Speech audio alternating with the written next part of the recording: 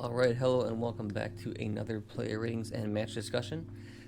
Today we played Juventus, which was a pretty big game. It was not one that I was looking forward to, especially because we had so many people out and injured or suspended. We were without Ibrahimovic, we were without Ante Rebic and Rade Krunic now just the morning of the game, which we didn't expect to be without them, and they surely would have been starters.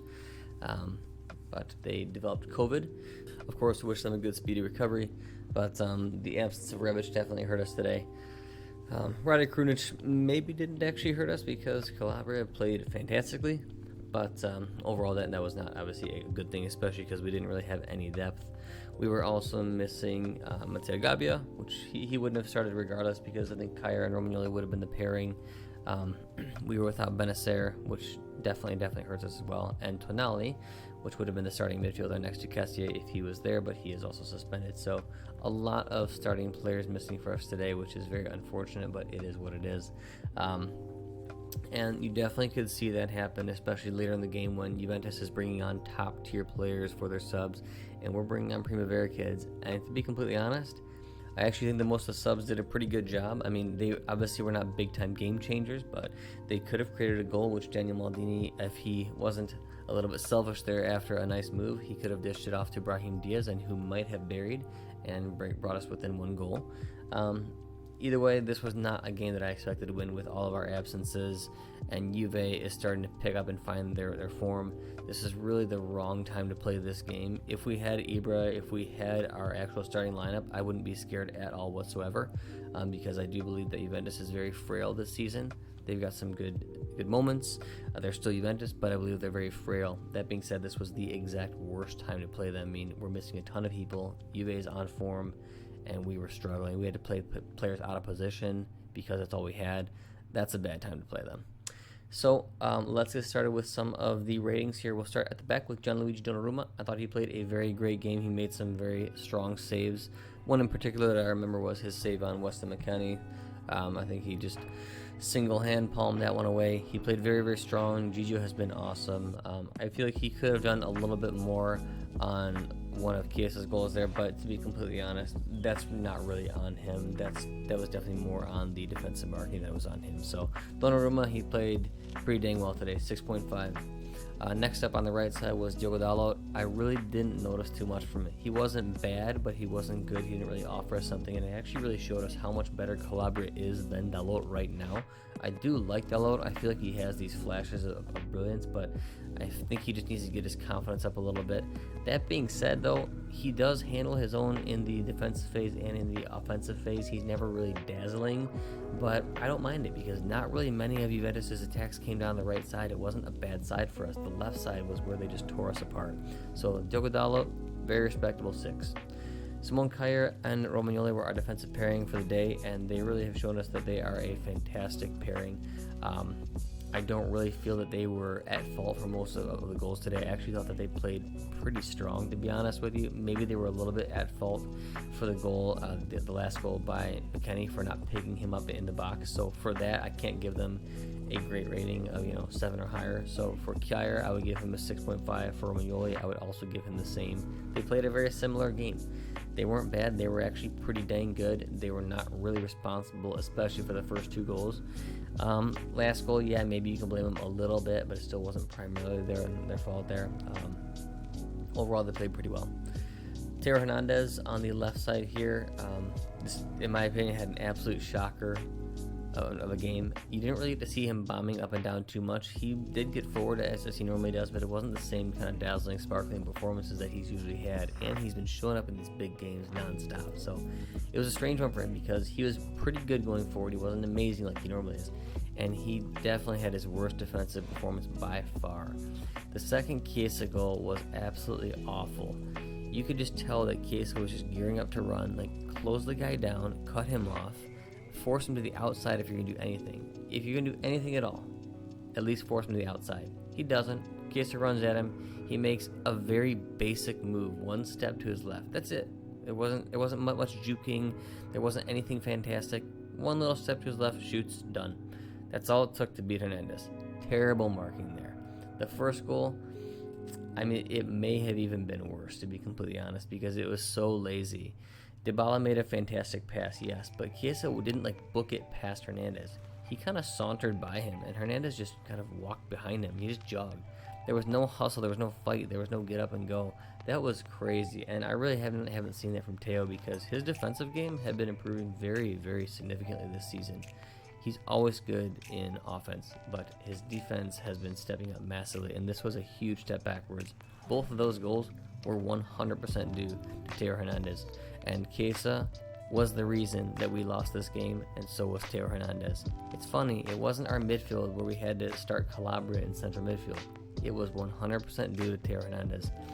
I don't like putting everything on one guy. I don't think that it's too fair.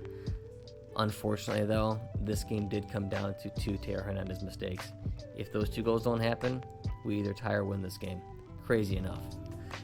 Next in the midfield, we had Frank Kessie. I thought he played a fantastic game. He was a tank. He was consistent. The midfield did not overrun us, which I thought would happen with having to start Kessie plus Calabria. That didn't happen at all. They actually played fantastic and were some of the highlights of the game. Our central spine today was incredibly strong. Kessie, 7. Davide Calabria was the real big question mark today. They had to pull him into central mid. He's been so good at right back this whole season. They pull him into central mid, and he has an absolute dazzler of a game. I really couldn't believe it. He was actually controlling the ball. He was creating a little bit. His possession was fantastic. I barely remember him losing the ball that often at all. I mean, I was incredibly impressed and actually shocked at how well he played. And to top it all off, he gets a fantastic goal and buries it in the top right corner. I mean, what more can you ask from the guy, really? I would give him an 8 for sure, maybe even higher. I really couldn't believe he put in the performance that he put in today. So very, very impressed. Awesome work for Calabria. He's just in red hot form right now. Simone Castillejo on the right side, I thought just had a very lackluster performance. He started off really promising the first 20 minutes, and then he just faded. Nothing really happened after that. He never really got into the dangerous positions that you want him to get into. His work rate is always good. You can never fault Samu for that. And I like that. I like players who, when they have a bad game, they're never terrible because they still work their butts off. And you can definitely get that from Castillejo, but the quality wasn't there today, and that's really been his main letdown. Next on in the attacking midfield spot was Hakan Calhanoglu. He has been just earning my respect game after game. He's been consistent, and today was nothing different.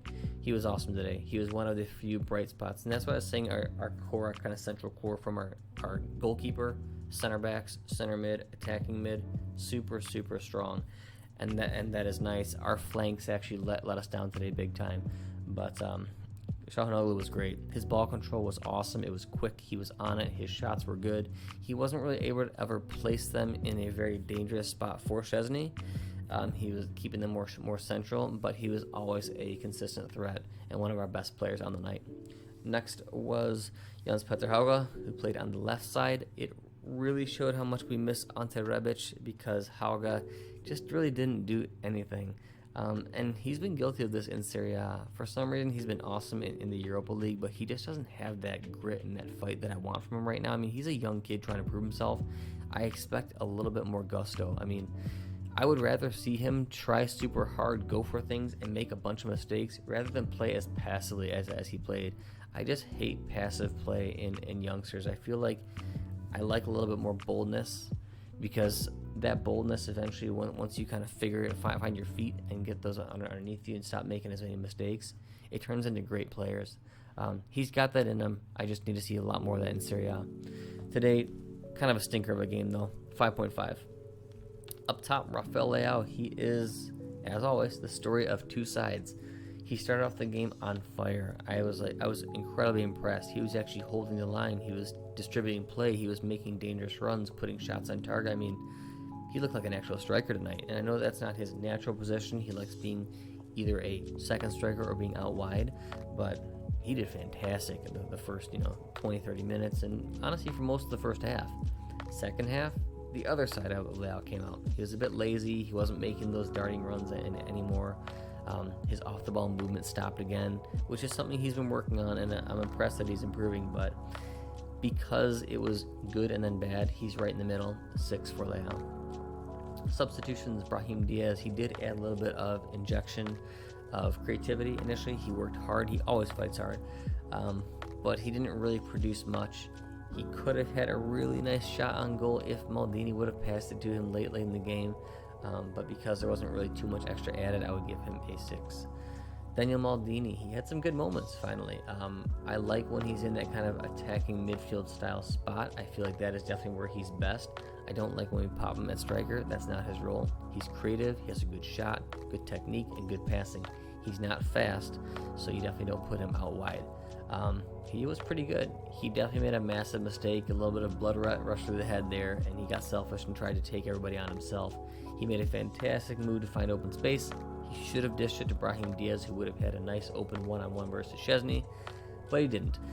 Overall, same as Diaz, perhaps a little bit better, but nothing really too much, so I'll stay at a 6. Kalulu and Colombo, I can't really give them any real rating because they just weren't on the field for too long, but the few minutes that they did have, they were solid.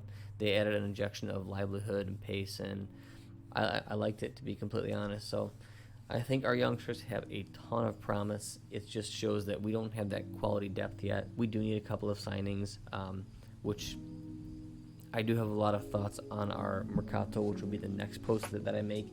I don't necessarily know if we're going in the right direction with it, as I think that we need to go, but I will save that for my next talk here.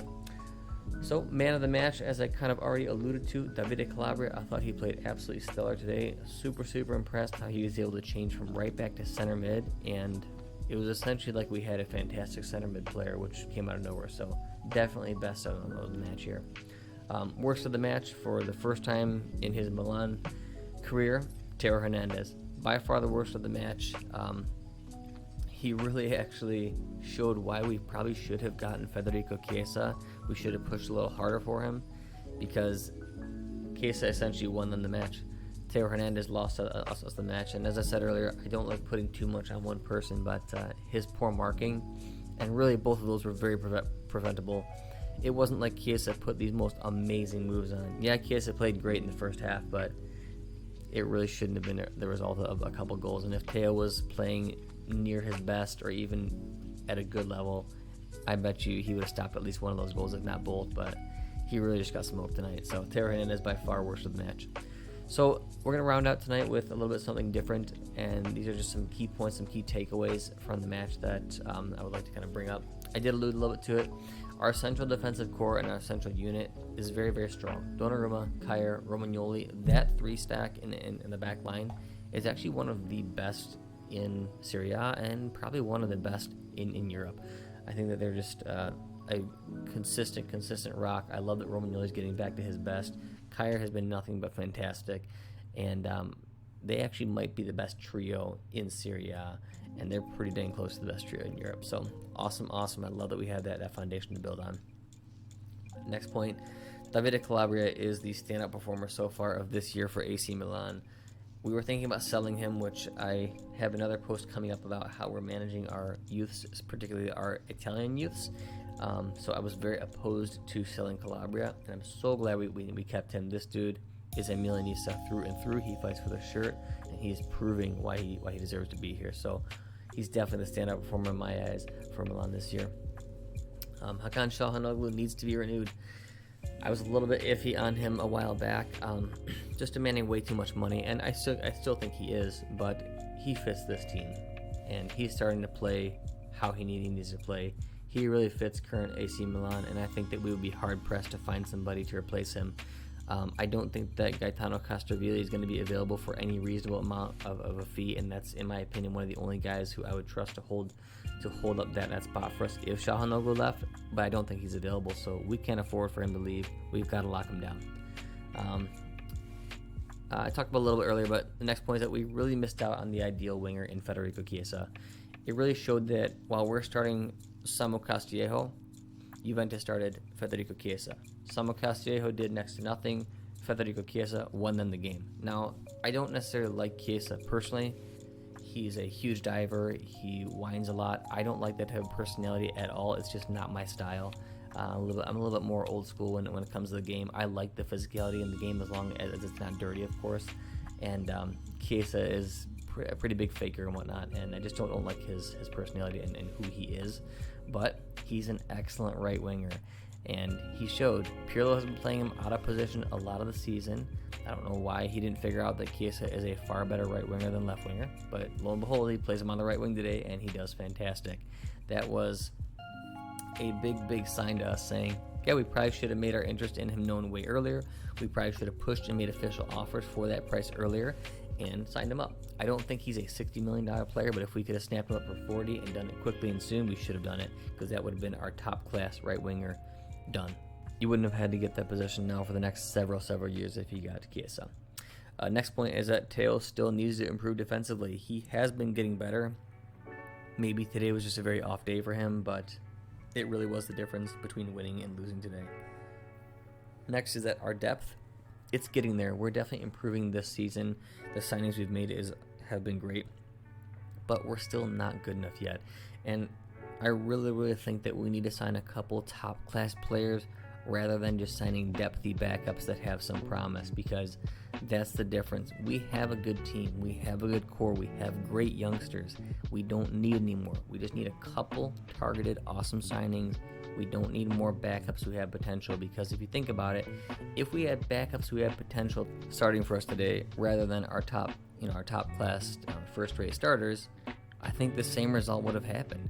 I mean, yes, somebody may have a sparkling display or something, but it's really the difference between Juventus is not putting on backups of young kids who may be awesome in 5 years or have a lot of promise or might have one or two awesome games and then, they still have to learn their trade.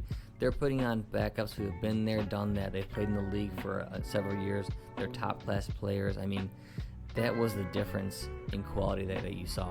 And that's what we need to start buying.